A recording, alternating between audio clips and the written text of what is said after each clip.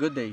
Today I will show you how to install the solenoid valve to the main line going to the sprinkler line. This is the solenoid valve. First, you must put the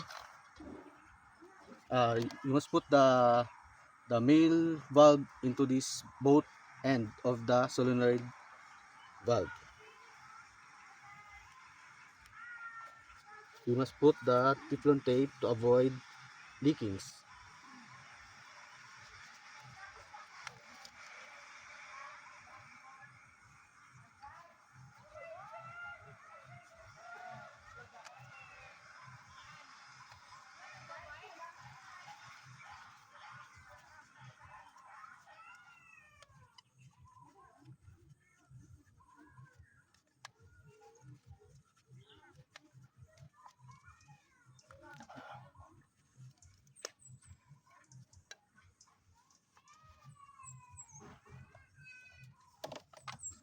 Connect the male valve to the solenoid valve.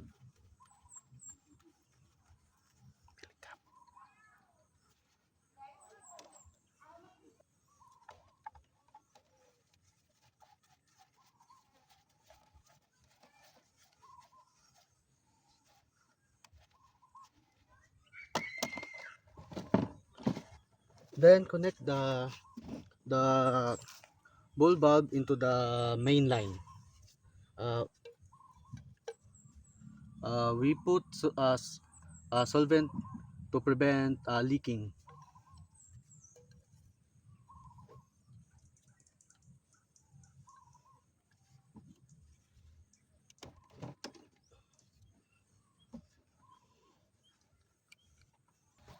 Then this is the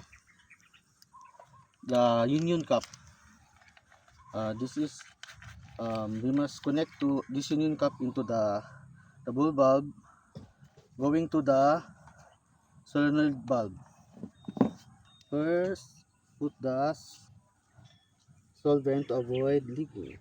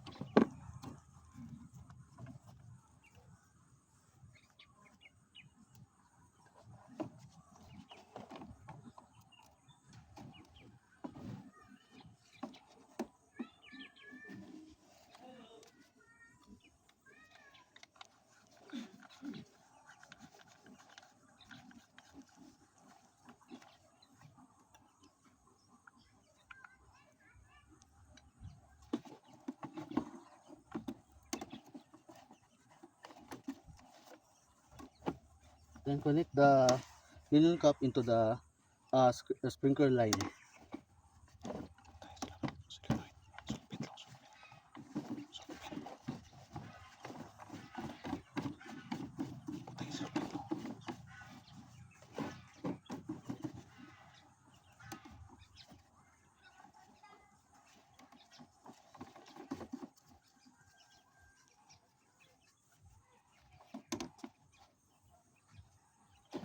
This box, the purpose of this box is to avoid physical damage and easily to maintain the solenoid valve.